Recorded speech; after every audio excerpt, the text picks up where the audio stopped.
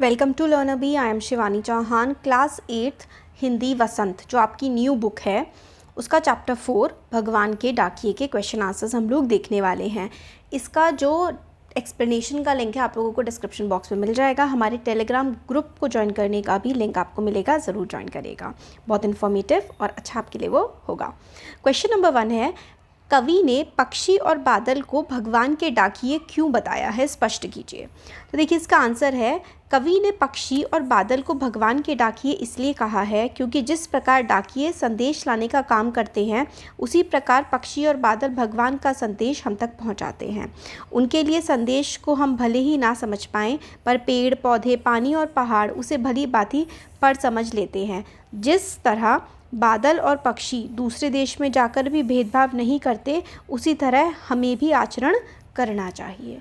तो ये है कि भगवान के डाकिए उन्हें क्यों कहा गया है, स्पष्ट कीजिए। क्योंकि वो भेदभाव नहीं करते हैं, इसलिए हमें भी भेदभाव नहीं करना चाहिए। क्वेश्चन नंबर 2 है, पक्षी और बादल द्वारा लाई गई चिट्ठियों को कौन कौन पढ़ सकते हैं। तो पक्षी और बादल द्वारा लाई गई चिट्ठियों को पेड़ पौधे पानी और पहाड़ पढ़ सकते हैं।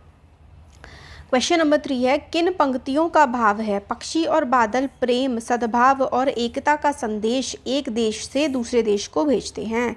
तो पक्षी और बादल भगवान के डाकिए हैं जो एक महादेश से दूसरे महादेश को जाते हैं। हम तो समझ नहीं पाते मगर उनकी लाई चिट्ठियाँ पेड़ पौधे पानी और पहाड़ बाँचते हैं। नेक्स्ट है, प्रकृति देश में भेदभाव नहीं करती। एक देश से उठा बादल दूसरे देश में बरस जाता है और एक देश का भाप दूसरे देश में पानी बनकर गिरता है। तो हम भेदभाव नहीं करती है प्रकृति। क्वेश्चन 4 है, पक्षी और बादल की चिट्ठियों में पेड़ पौधों पहाड़ पानी क्या पढ़ पाते हैं। तो आंसर है, कवि का कहना है कि पक्षी और बादल भगवान के डाकिए हैं।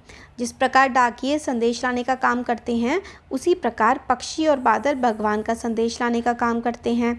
पक्षी और बादल की चिट्ठियों में पेड़ पौधे पानी और पहाड़ भगवान के भेजे एकता और सद्भावना के संदेश को पढ़ पाते हैं। इस पर अमल करते नदियाँ समान भाव से सभी लोगों में अपने पानी को बांटती हैं। पहाड़ भी समान रूप से सबके साथ खड़ा होता है। पेड़ पौधे समान भाव से अपने फूल फल व सुगंध को बांटते हैं, कभी भेदभाव नहीं करते। तो एकता का जो है वो मैसेज है। एक देश की धरती दूसरे देश को सुगंध भेजती है, कथन का भाव स्पष्ट कीजिए।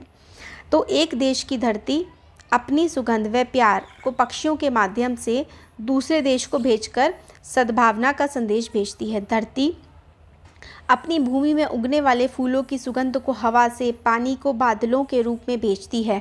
हवा में उड़ते हुए पक्षियों के पंखों पर प्रेम प्यार की सुगंध तैरकर दूसरे देश तक पहुंच जाती है। इस प्रकार एक देश की धरती दूसरे देश को सुगंध भेजती है।